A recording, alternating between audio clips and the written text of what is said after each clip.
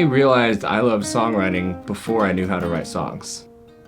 I was admiring artists and emulating them and wanting to be them and throwing concerts for my grandparents when they'd come into town and my aunts and uncles and forcing my brother to be involved.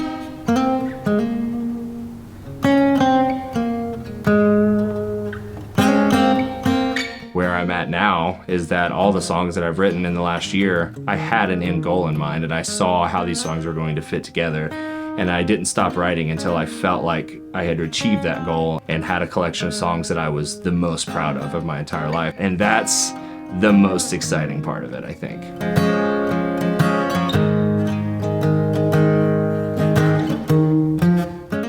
So the album starts in this place of trauma and trying to deal with some of the things that I've had to go through in my life within the confines of religion. So I'm trying to tell my version of that story in a way that doesn't make this a religious or an anti-religious album, but is a story of finding freedom through processing the darker times in my life in the last 15 years.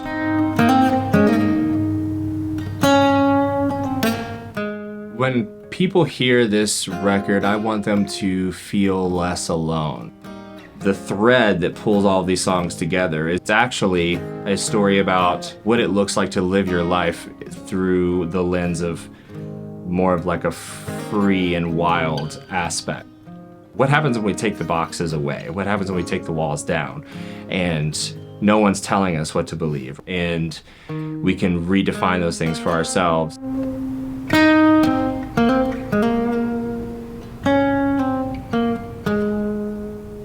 So the reason that I wanted to crowdfund this record is because I have always done everything alone. I've always taken that lone wolf route, and it doesn't create community. And I think that the best experiences with music are the ones where people feel like they're a part of it in more than just a listener's perspective. And at this point in my life, I realize it's not about that control. It's not about making it the way that I want to make it. It's about bringing other people in, and we can all together celebrate independent, honest, and authentic music.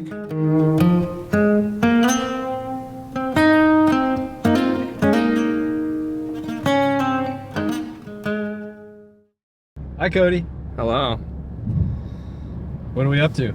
Well, today's the day. We are going to the studio to record the first single in hopes that we can record the rest of it.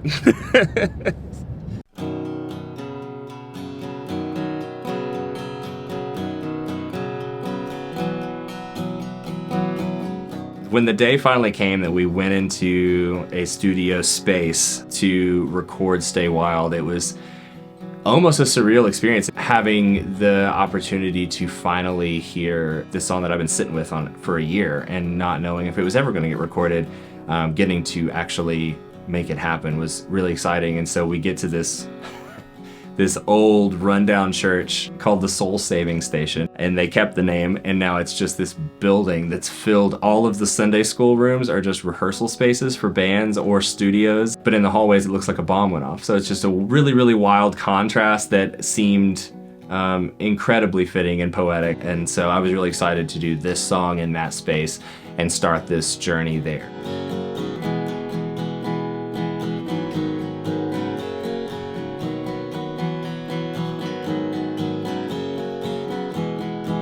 When I brought this song to Daniel, I knew what I wanted the song to feel like. I didn't necessarily know the journey to get there. That's what I wanted to rely on him for. And I really wanted a producer for this record because I'd never actually ever really had a producer before. I've had engineers and I've had a lot of really great people come alongside to me and help me over the years, but I've never had the resources to pay a producer to come in and help me shape these songs with another brain of experience and tools that at their disposal.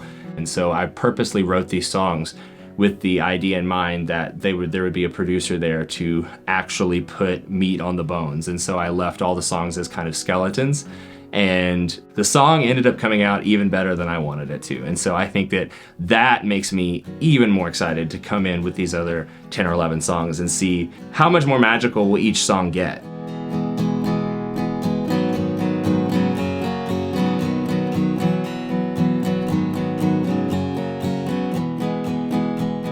I think it's important that this album gets out into the world because I've heard so many records that are written from the perspective of being hurt by religion, or the other side of it where it's all upbeat songs that are feel-good songs.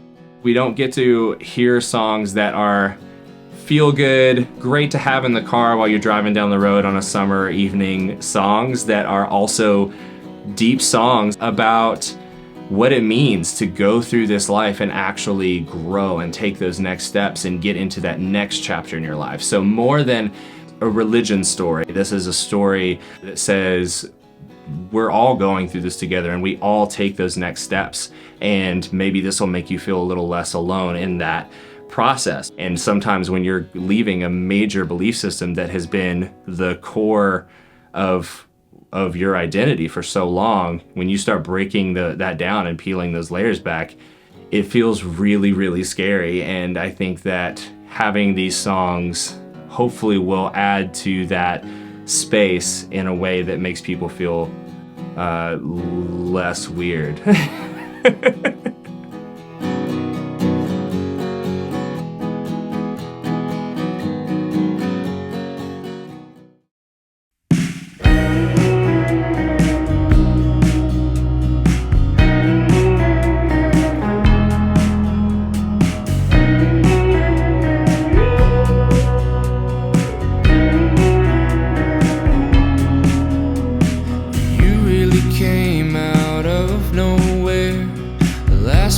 I would expect, and I had stopped believing in God, but the timing was a little suspect, and I didn't know what to think, like taking my very first breath. And now a few years later, and I feel the same as when we met. You're the fire chasing out all the dark. You're the beating in my hollowed heart. You bring light and love wherever you are. Stay wild, moonchild, stay wild, moonchild, stay wild.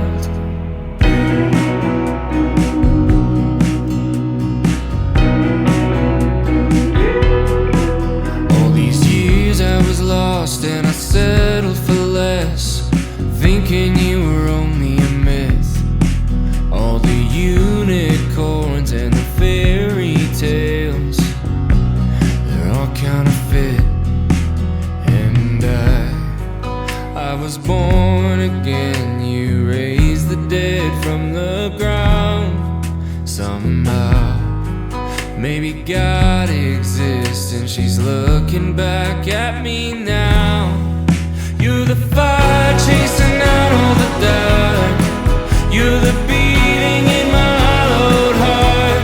You bring light and love wherever you are. Stay wild, moonchild, stay wild. You're the dawning of a new day. You're the hope that the morning brings. You are grace that moves in mysterious ways. Stay wild, moonchild, stay wild. Stay wild, moonchild, stay wild.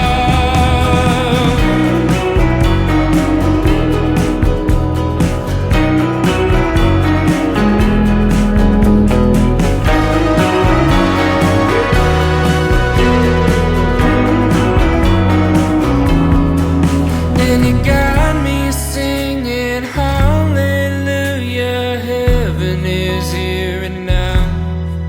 I almost missed it, I'm a witness, everything's different now. You're the dawning of a new day. You're the hope that the morning brings. You are grace that moves in mysterious